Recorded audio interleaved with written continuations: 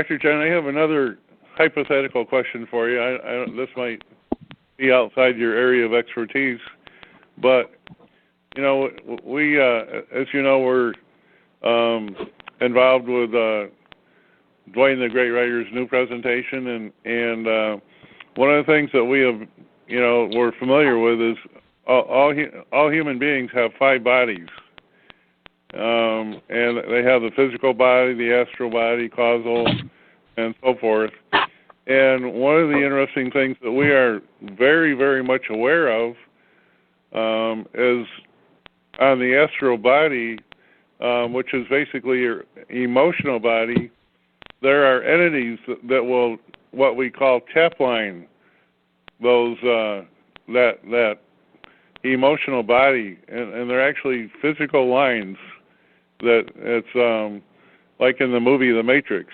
And what the beings that tap line people's emotional bodies are draining them of energy, and what that leads to is we know that many cancers and diseases are caused by the effects of the tap lines on people's emotional body, and most people can't see it.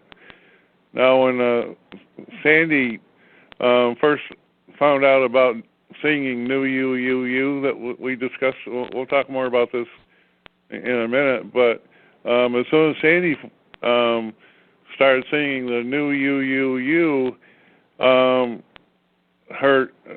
Real Guides removed all the tap lines off her emotional body. And the first night I did it, I had a whole ton of tap lines that were removed off of my emotional body. And so the question is, does acupuncture, as far as you know, does it have connections with the emotional body and these other bodies, or is it strictly primarily focusing only on the physical? Are there different levels that you can focus on, or that maybe you're aware of? Okay, I can answer your question part way because of what I know and what I do. Now, there are different levels. There's quantum energy healing and things like that I do not do. But they're out there and they work for people.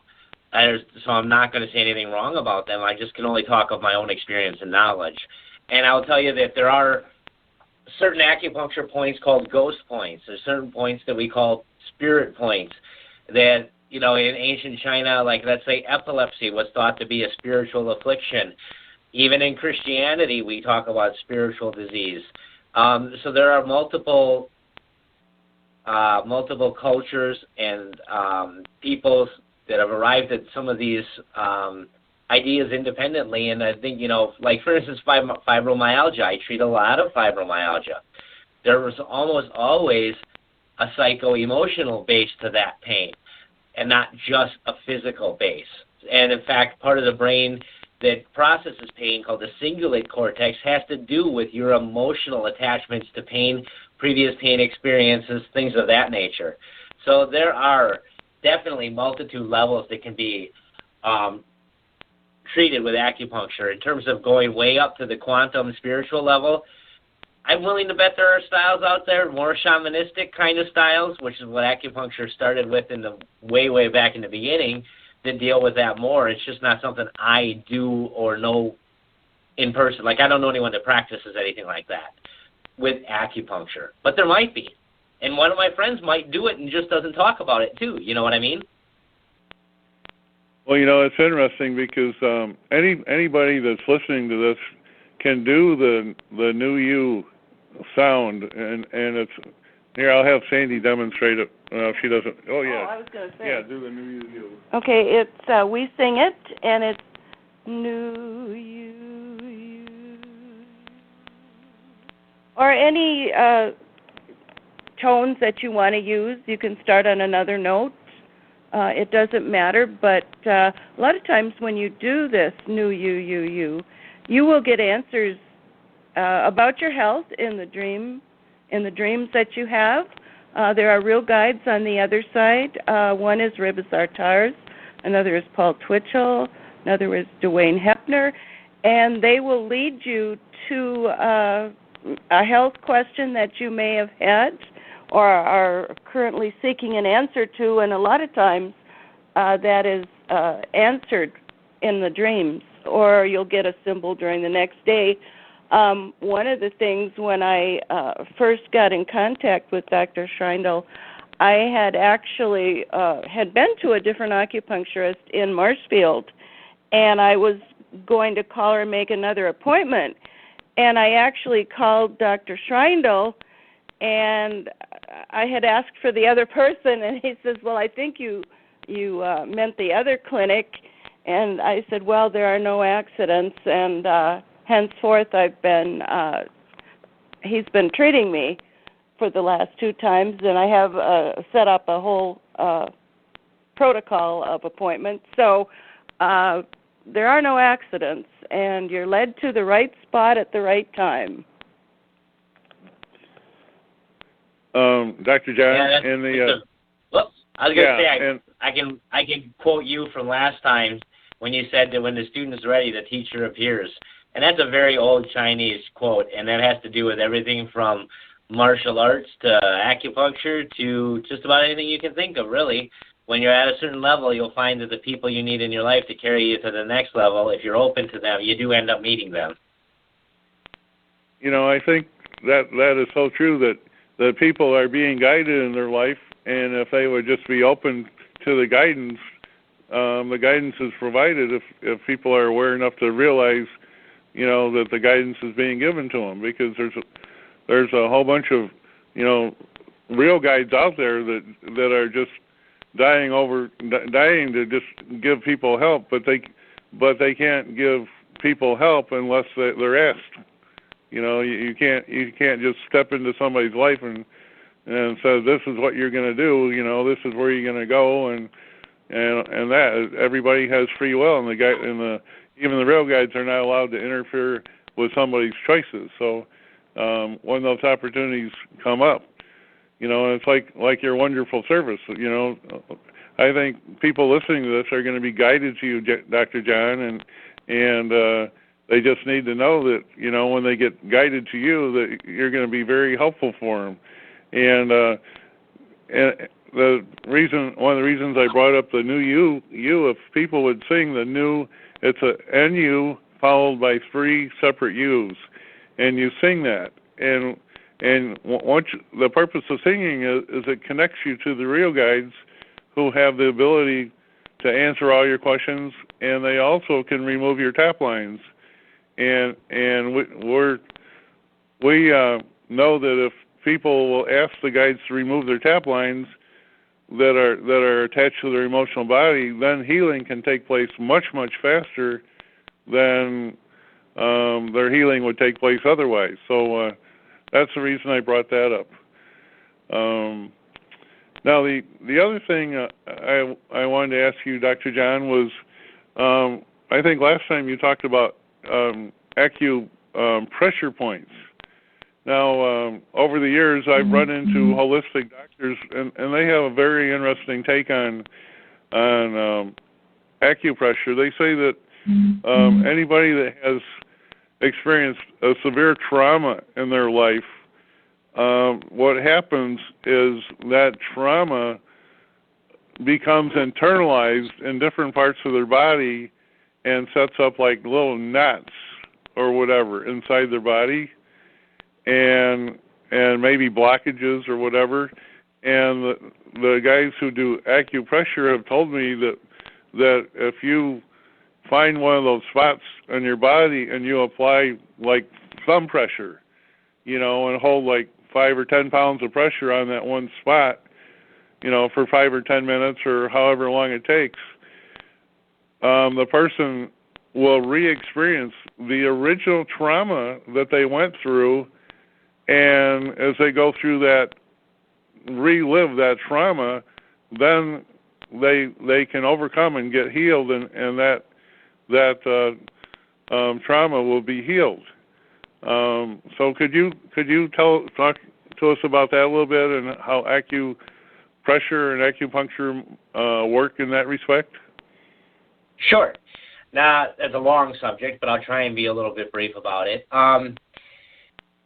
there's a lot of truth to what you said for sure. Like I was just mentioning, fibromyalgia patients often have physical, emotional, psychological traumas that are part of their overall pattern.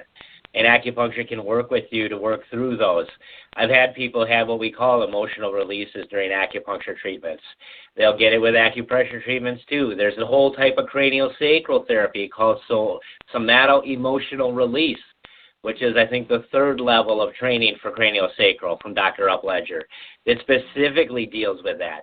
There are other things out there, like there's a system called breath work that deals with that. So there is a lot of truth to that, and there are multitude ways of approaching that and treating it on multiple levels.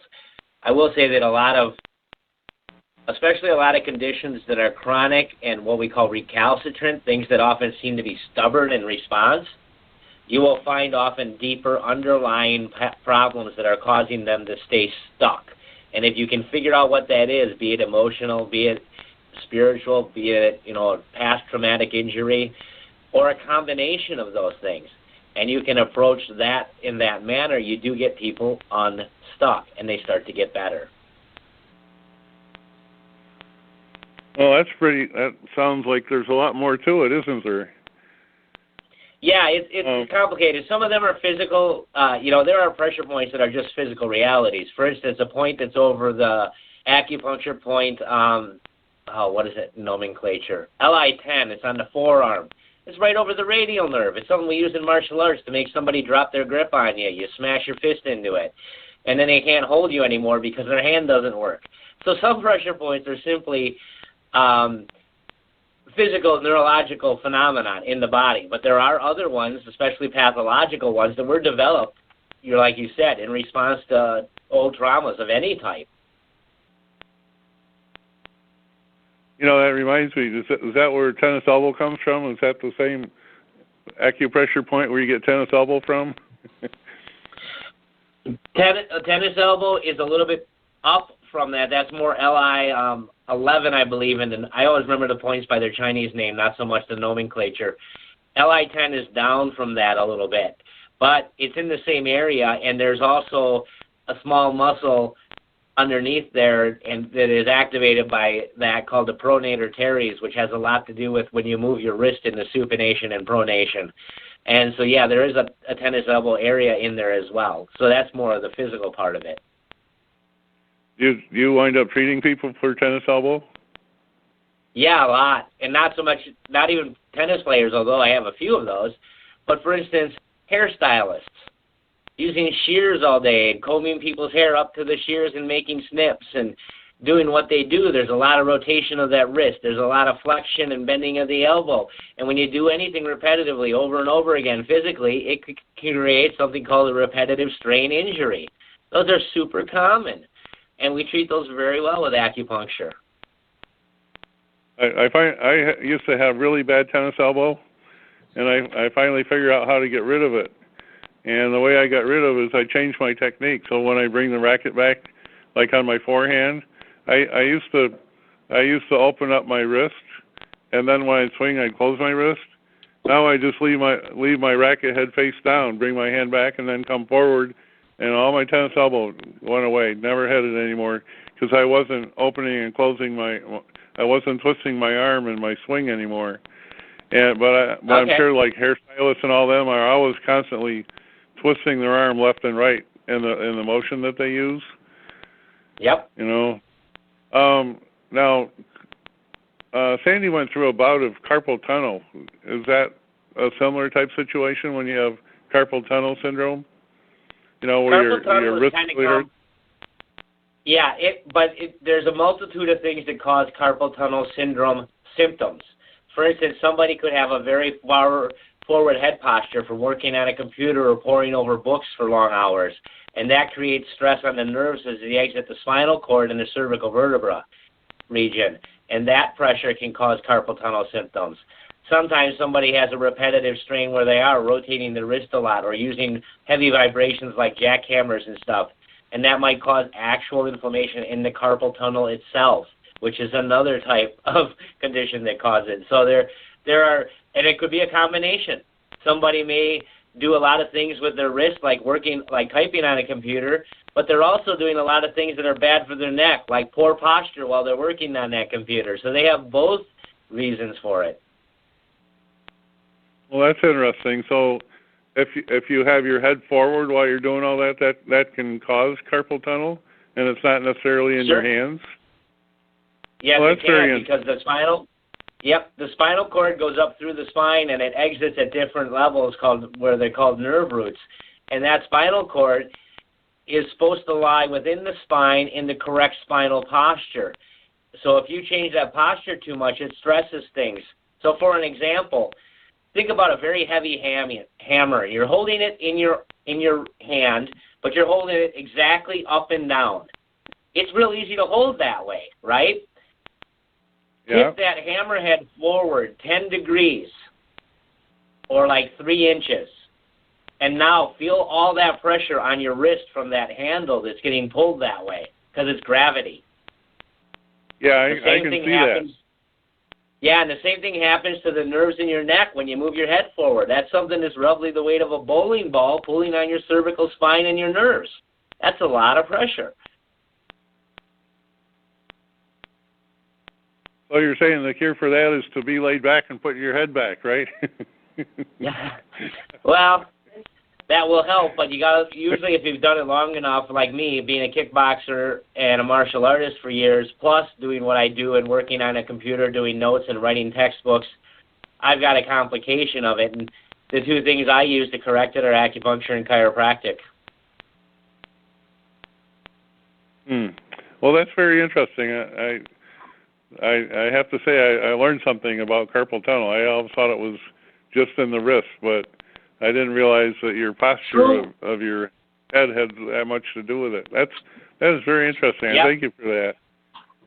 You're welcome. True carpal tunnel is in the wrist, but the way the nerves work, it's anything downstream. So if you have trouble right at C1 where your where your brainstem stops and your spinal cord starts, that can cause things in your foot to be a problem because, again, it's downstream on the nervous system.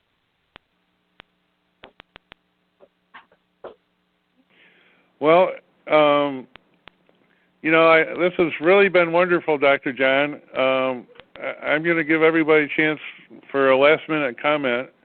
Anybody else have anything to say before we close today? Back to what you started, Bob, about their bodies. I understand that the chi flows not necessarily with the nerves and the blood flow, but there's the meridians that are more energetic of some sort. So I wonder if they're more related to the energetic body or astral body, and if you could, tune into that. The needles have anything to do with that, those places in the astral body? That I'm not sure of. I do know that the acupuncture points lie along the meridians, which do not have physical structures, and that they are energetic in nature. So they're a little bit more in line with the quantum, or what would be called, I guess they would call it the energy part of your body. In terms of, I'm not schooled in the mysticism side of it, the astral bodies and things like that people sometimes learn through yoga and other things. It's just not something I do. So can you influence it? I can see where there's potential for that, but I just can't do it in terms of my own experience. Yeah. Okay, and then another question. I'm always interested in history, so I understand also that originally they were using like sharp bones or sharp stones to instead of needles in the past. And I was just wondering how this all started. I mean, was it Dr.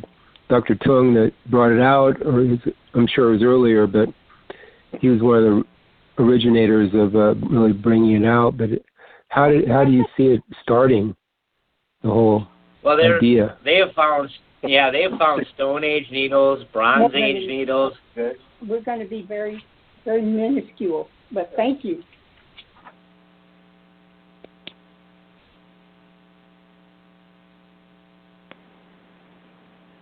So, what yeah, was that? I'm sorry, Val.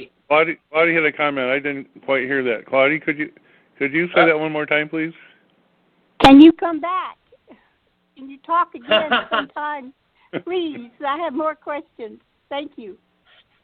Okay, well, I'm certainly open to that. It'll be a little while because I'm actually leaving for El Salvador in a couple of weeks to go down there and help out on a mission trip.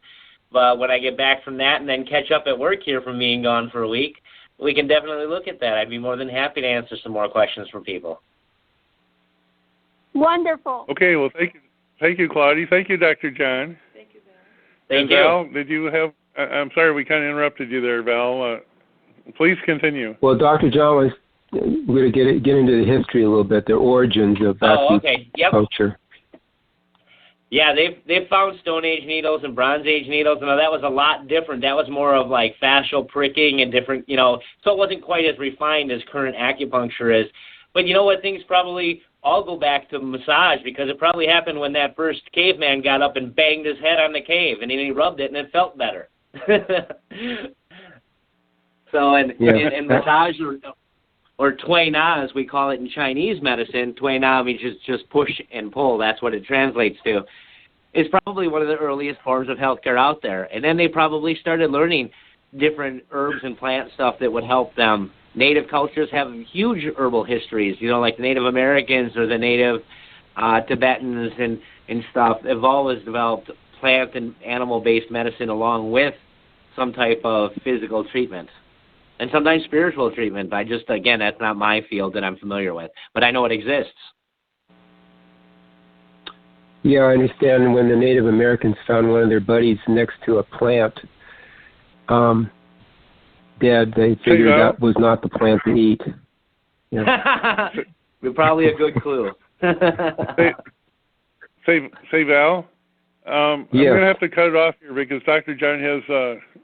He's real busy and has a patient here in a couple of minutes. So we save your questions for next time. We'll definitely have Dr. John on again, and then we can answer some more questions, talk about history and all that.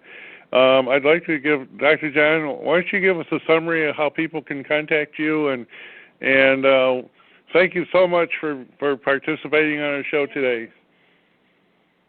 All right. Well, thank you for having me. So if you want to contact me and you're in the Wisconsin area and you were looking for acupuncture or even not, I have people coming in all over the country and other parts of the world.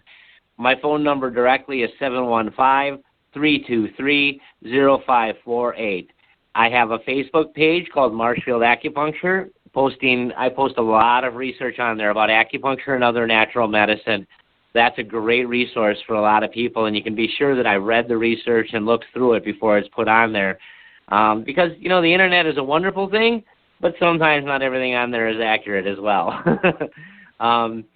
But you can reach me directly in those ways. There's a Contact Me button on that Facebook page.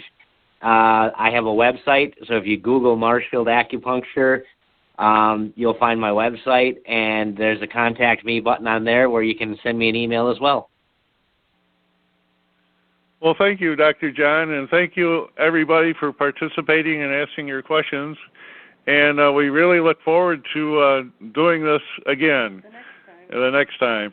So I will say goodbye to everybody, and thank you, Dr. John, and we'll see you soon. And have a good trip down to South America. It'll be fun. Thank you. All right. Yes, thank you so much. Yep, thank you.